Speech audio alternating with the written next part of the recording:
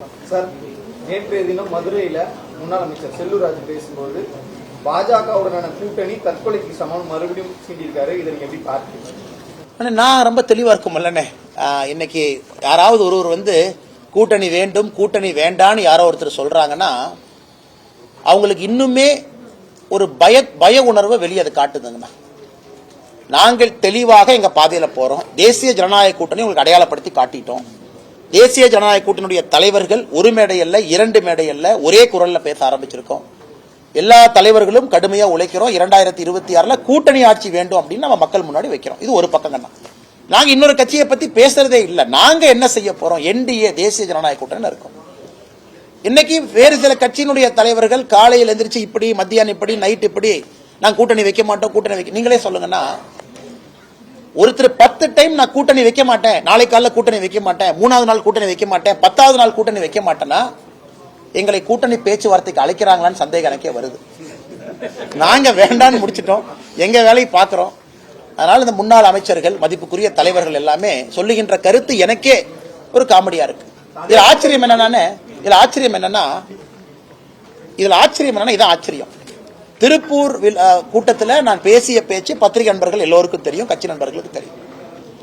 இவர்களாகவே திருப்பூர் கூட்டத்தில் அண்ணாமலை அதிமுகவை பத்தி பேசினாரு. நான் அதிமுக என்கின்ற கட்சியை மறந்து ஒரு வருட காலம் ஆகுது. உண்மையை சொல்ல போனா எங்க வேலையை நாங்க செய்யறோம். அவரு மறுபடியும் அதிமுகவை பத்தி திருப்பூர் கூட்டத்தில் பேசியிருக்காரா, நம்ம பதிலடி சொல்லணும். ஒரு 4 அமைச்சர்கள் கிளம்பி இருக்கிறாங்க.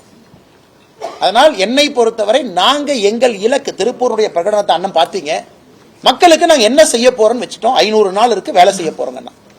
அதனால் உண்மையை சொல்ல வேண்டும் என்றால் அவர்கள் சொல்லுகின்ற கருத்து எனக்கு நகைச்சுவையை மட்டும்தான் ஏற்படுத்து. தொடர்ந்து ஏன் பேசுறீங்க? நீங்க ஒரு கூட்டணியை ஃபார்ம் பண்ணுங்க.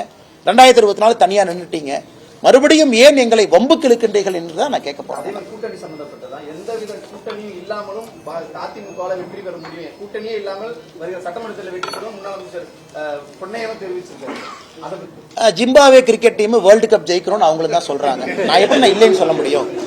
நேபாள் அன்னைக்கு ஒரு பிரதமர், நேபாள் பிளேயர் சொன்னாரு, நாங்க 2000 அடுத்த வேர்ல்டு கப் நாங்க தான் ஜெயிப்போம்னு.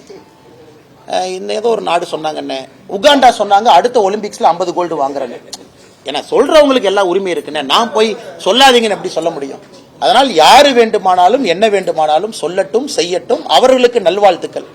அதை பற்றி நான் எப்படி கருத்து சொல்றது? உகாண்டா கூப்பிட்டு, தம்பி உன் ஸ்ட்ரென்த் இவ்வளவுதான், நீ இருக்கிறதே இவ்வளவு பேர் தான், நேபாளும் மக்கள் தொகை என்ன, இதுக்கு முன்னாடி என்ன பண்ணிருக்கேன்னு தெரியாதா? அதெல்லாம் நான் சொல்ல விரும்பலைங்கண்ணா. நேபாள் அதிக தங்க பதக்கங்கள் ஜெயிக்கணுமா, தயவு செஞ்சு நல்லா விளையாடுங்க, ஜெயிங்க.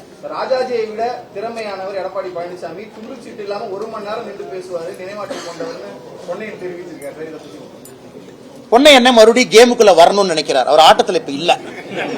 அண்ணன் பாக்குறாரு எப்படா ஆட்டத்துக்குள்ள வரலாம் அப்படின்னு. அதனால் நான் ஒரு தலைவரை பத்தி நான் தவறாலாம் சொல்லிங்கன்னா, எல்லாம் முன்னாள் முதலமைச்சர்கள், அவர்களுக்கு இருக்கக்கூடிய தகுதி அவங்களுக்கு இருக்கு. அதே போல பொன்னையன் ஐயா அவர்களும் மூத்த அமைச்சர். ஆனா இந்த கருத்தை நான் எப்படி பாக்குறேன்னா, ஆட்டத்திற்குள்ளே வர வேண்டும் பாக்குறாரு. அப்படித்தான் நான் பாக்குறேன். மற்றபடி அவர் சொன்ன கருத்துக்களை பத்தி நான் கமெண்ட் பண்ண விரும்பலைங்கன்னா, ஒரு தலைவரை பத்தி இன்னொரு தலைவர் சொல்றாங்க, நல்லதோ கெட்டதோ அவர்களுக்குள்ள அது போகும். ராஜாஜியோட ஒப்பிடுற அளவுக்கு எடப்பாடி பழனிசாமிக்கான ஆற்றல், நியமற்றல், அவரோட திறமை இப்ப பேச வேண்டிய அவசியம் என்ன இருக்கு? அதை பத்தி நீங்க அண்ணே இன்னொரு 1 வாரம் பொறுங்கண்ணே, வேற வேற தலைவர்கிட்ட ஒப்பிடுவாங்க, அப்புறம் மொத்தமா பேசிக்கலாம். ஏன்னா ஆட்டத்துக்குள்ள வரணும்னு முடிவு பண்ணிட்டா ராஜாஜி ஐயா வச்சு ஆரம்பிச்சிருக்காங்க. அடுத்து புரட்சி தலைவர் ஐயாவோட ஒப்பிடுவாங்க. நீங்க வெயிட் பண்ணுங்க, அதான் மொத்தமா 1 வாரம் கழிச்சு பேசிக்கலாங்கிற. மொத்தமா ஒப்பிட்ட பிறகு எங்க கருத்தை சொல்றேன். செய்திகளை உடனுக்குடனும் துல்லியமாகவும் தெரிந்து கொள்ள சப்ஸ்கிரைப் பண்ணுங்க.